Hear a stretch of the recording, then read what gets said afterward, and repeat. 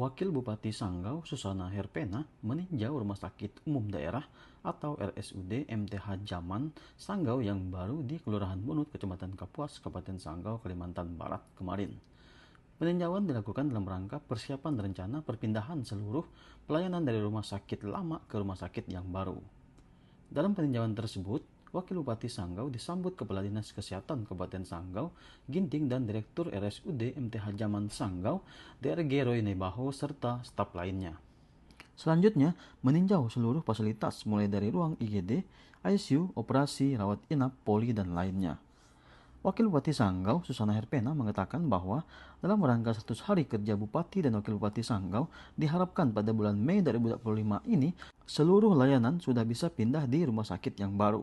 Lantaran berdasarkan hasil peninjauan, alat-alat dan fasilitas penunjang pelayanan telah siap. Tinggal beberapa perbaikan ringan saja. Mudah-mudahan proses perpindahan bisa berjalan lancar. Susana mengakui masih ada sejumlah peralatan kesehatan dan fasilitas penunjang lainnya yang harus dilengkapi.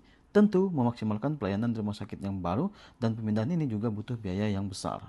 Kita berkunjung ke rumah sakit MTH Zaman yang ada di komplek Semboja, Kelurahan Bunut, di mana agenda kita dalam 100 hari kerja Bupati dan juga Wakil Bupati, yaitu Bapak Dr. Adesi Adesontor, saya sendiri sebagai Wakil Ibu Susana Herpena. Harapan kita di bulan Mei kita sudah bisa pindah untuk pelayanan-pelayanan yang kesiapan alat-alatnya sudah memang tadi kita ada pantau cukup canggih, ada alat-alat operasinya, dokternya, karena rumah sakit adalah rumah sakit tipe C, ya, tipe C yang dimana sebenarnya kita udah bisa ditingkatkan ke tipe D, ya, gitu ya.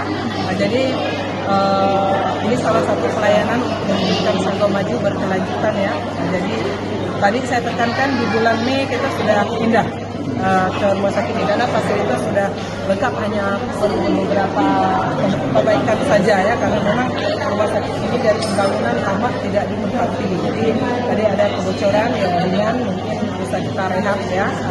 Mungkin pelayanan yang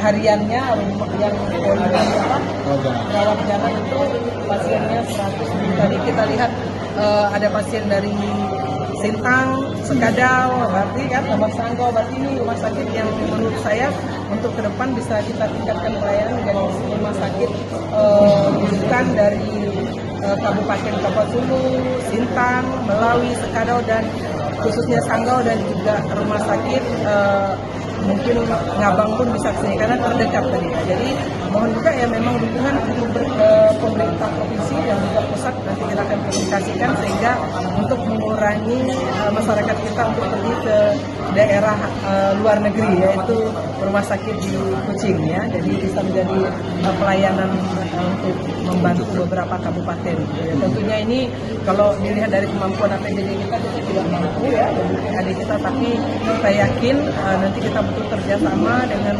pemerintah provinsi dan juga Kementerian Kesehatan, ya Pak, ya.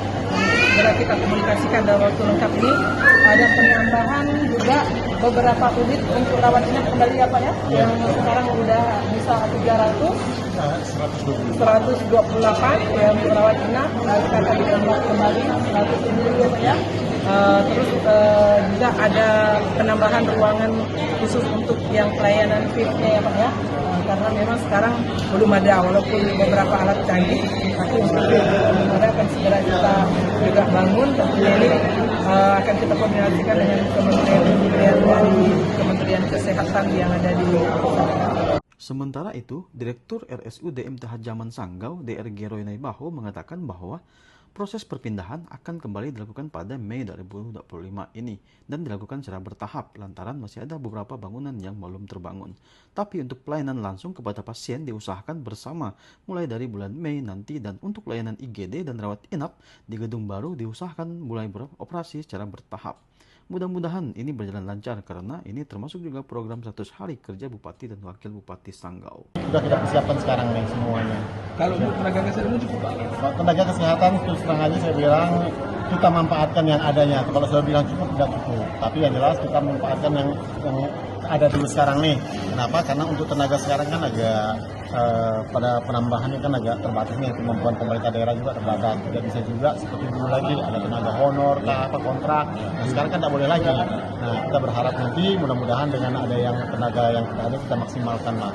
Nanti kita kalau ada kebutuhan nanti akan kita diskusikan lagi dengan dengan pemerintah daerah lah. Berapa itu jumlah nakes di sini?